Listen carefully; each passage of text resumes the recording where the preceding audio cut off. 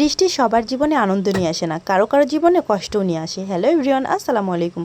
আশা করছি সবাই অনেক ভালো আছেন, আর আমিও। ঘুম থেকে উঠেই দেখছি আকাশে প্রচণ্ড মেঘ, থেমে থেমে বৃষ্টি হচ্ছে অনেক, আর বাতাসও আছে, সাথে নিম্নচাপ হয়েছে। সারা রাত আর সারা দিন যদি বৃষ্টি হয় তবুও আমার একদমই খারাপ লাগবে না। যাদের গৃহস্থ বাড়ি, যাদের বাড়িতে ধান চাষ করা হয়, তাদের যে কি কষ্ট হচ্ছে শুধু তারাই বুঝতে পারছে। ধান কেটে আনতেই পারছে না একদম বাড়িতে। প্রথম থেকে এবার বৃষ্টি শুরু হয়েছে, গত বছর একদমই বৃষ্টি ছিল না। একদিন দুই দিন পরপর যেভাবে বৃষ্টি শুরু হয়েছে, এবার বন্যাও হতে পারে, কারণ এখনই নদী ভরে গেছে, বিল ভরে গেছে, সবকিছু কি হবে আল্লাহই জানে। এখনই আকাশে মেঘ ধরছে, আবার এখনই ফাঁকা হয়ে যাচ্ছে, আবার এখনই বৃষ্টি হচ্ছে। তো এই বৃষ্টির মধ্যে আমার শ্বশুর বাজার থেকে একটা বড় মাছ কিনে এনেছে, তো সেগুলো আমার শাশুড়ি কেটে নিচ্ছিল। এই বড় মাছটা রান্না করা হবে, আর হচ্ছে ছোট মাছও ছিল সাথে, ছোট ট্যাংরা মাছ, তারপরে হচ্ছে পুঁটি মাছ, এটা দিয়ে একটা চচ্চড়ি করা হবে, আর বড় মাছের হচ্ছে ঝোল করা হবে। তবে বড় মাছের ঝোলের থেকে আমার বেশি চচ্চড়ি পছন্দ।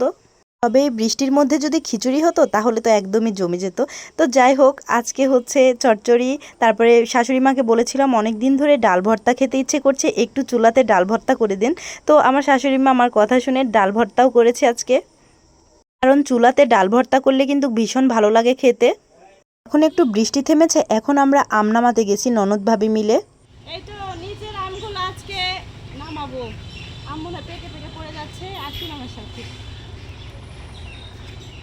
নিচের আমগুলো শুধু পানিতে পড়ে যায়, একবারও আমরা নিচের আমগুলো খেতে পারি না। তাই এবার ভাবলাম যে নিচের আমগুলো ছিঁড়ে নিয়ে আসব।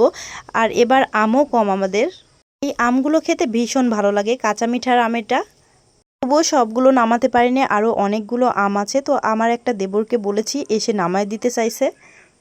4-5 মাস আগে একটা সাপের কলস বের হয়েছিল ঠিক একই ঘরে থেকে। আজকে আবার আমার ননদ সকালবেলা ঝাড়ু দিতে লেগে ওই একই ঘর থেকে সাপের কলস, এত বড় একটা সাপের কলস বের হয়েছে। দেখেন, সাপ দেখলে তো এমনি আমরা খুবই ভয় পাই, আর কি একটা অবস্থা, এমন একটা অবস্থাতে আছি তা বলে বোঝানোর মতো নয়।